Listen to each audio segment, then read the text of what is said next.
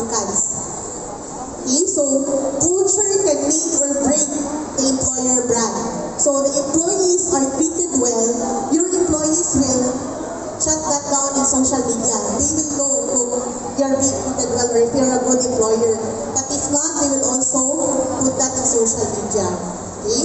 So HR's role is to make sure that we take care of the employer brand from hiring to firing and everything in between. Okay? Next is learning and so our goal is to help an employee build skills that are needed to perform today. This means that we need to understand the training needs of the employee through surveys, feedback, and other sources. Then we create a training plan that would be inclusive and effective. Then there should be a training budget per year for the attendance of training courses, attending conferences, coaching, and other developmental activities. The challenge is how to distribute this to all employees with a limited budget.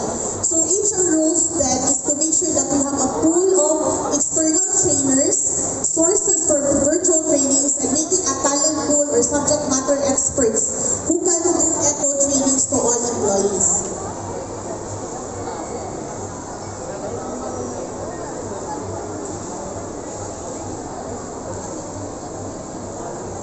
So the next aspect is the one that brings employees up, which is compensation and benefits. So, of course, our goal is to reward employees fairly through good pay and benefits. Benefits will include your vacation leaves, leave benefits, holidays, pension, healthcare, tools of trade, laptops, etc. Okay, so creation of an enticing package, di ba, kung tagaan mo nindot na sweldo o benefits, it will really motivate the employee. However, this should not be created out of a whim because labor cost is the highest cost in any organization. So HR should back this up with job analysis, performance reviews, job descriptions, salary surveys, salary leveling, and competitor checks. Okay?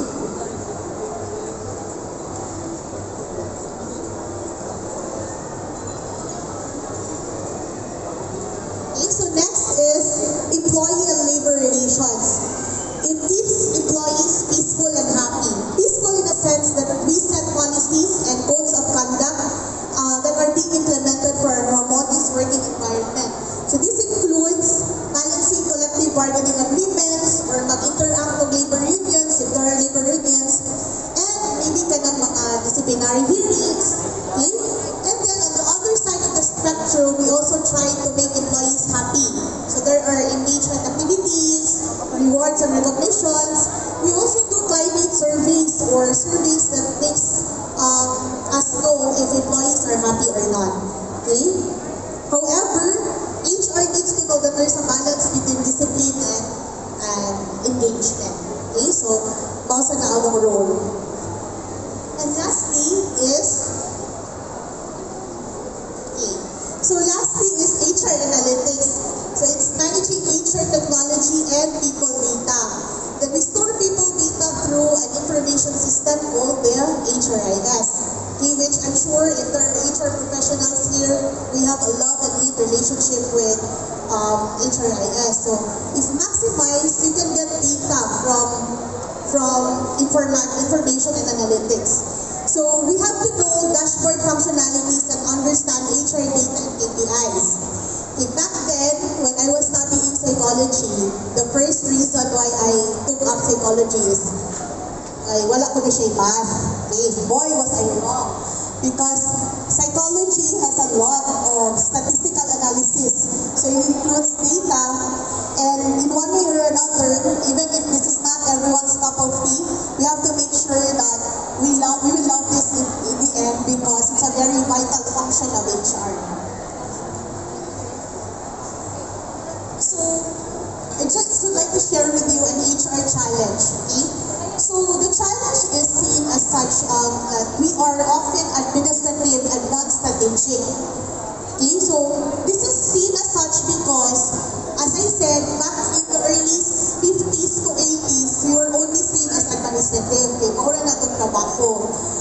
And then, we are not directly income generating. So most business owners, they see each activities as only gasto na po or expense na po siya.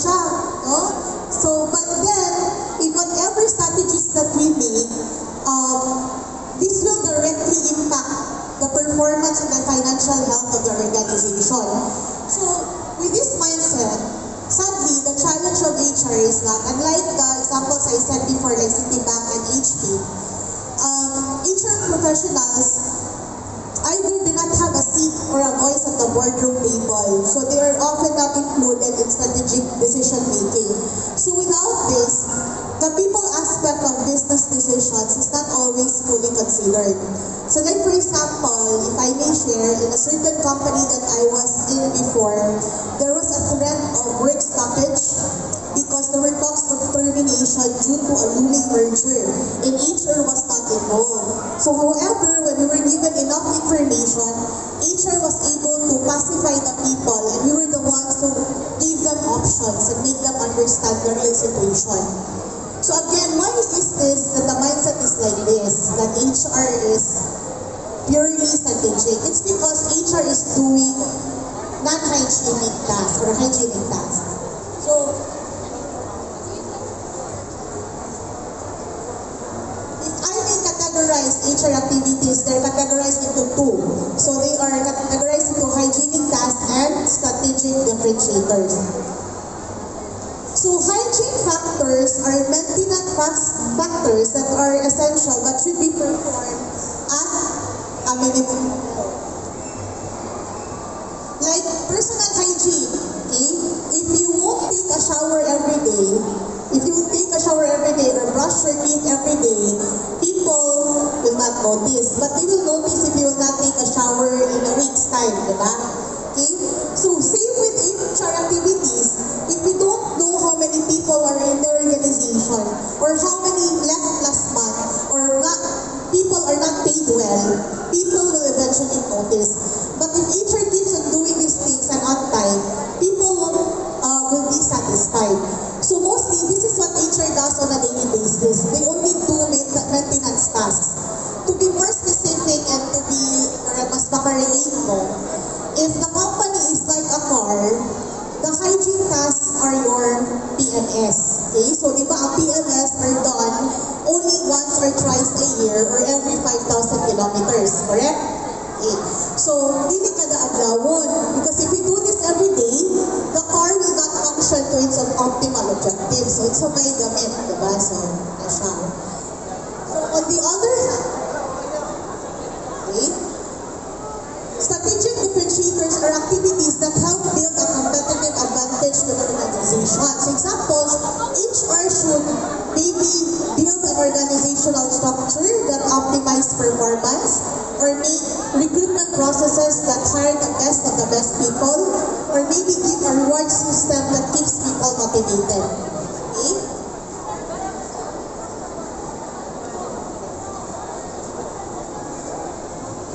Okay, so if your HR functions only as administrative, they will only look into the hygiene factors.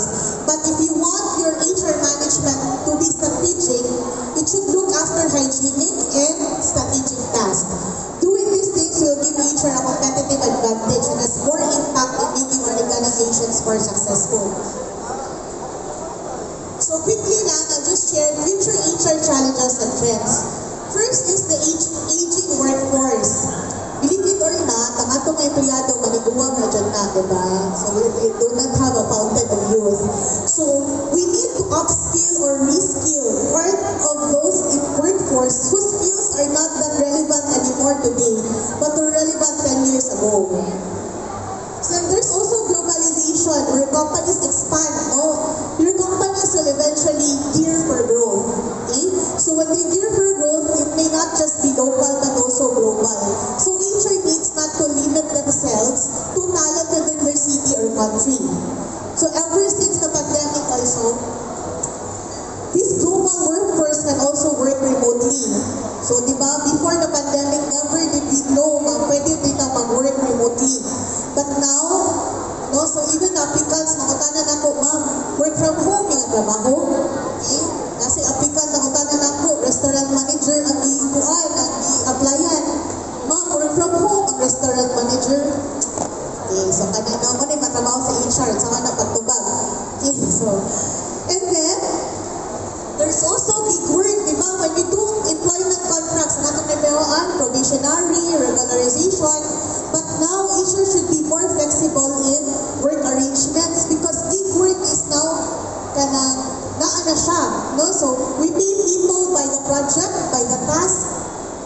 hour. For example, your Grab riders, we have APCAS, we have other other take like a project and tasks. And then we have the impact of people analytics.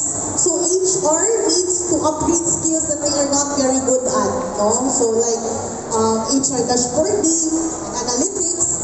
And then lastly, I think earlier I discussed about AI, automation. Okay, so automation also threatens to take away the administrative and hygienic factors. Thus, HR needs to be flexible and more relevant by being more strategic.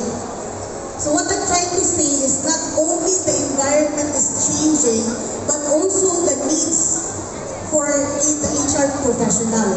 Okay, for me, I don't find this very threatening, but I find it rather exciting because it can be reinvented into a more strategic and impactful business function.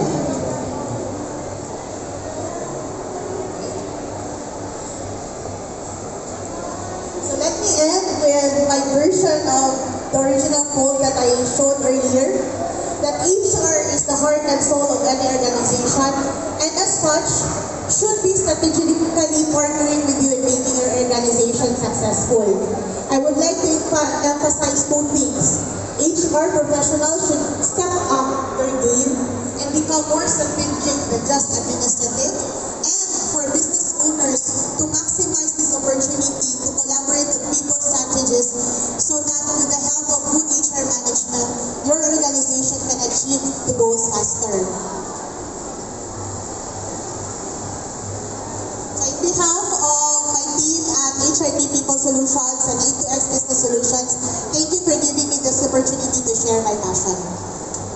Thank you very much, Ms. Erlene Abellana Besay. Thank you. Indeed, it's all about the people, not just your products or services or the technologies used in your business, but again, your biggest asset, best asset actually, is your people. Thank you, Ms. Howard. Once again, welcome to the Cebu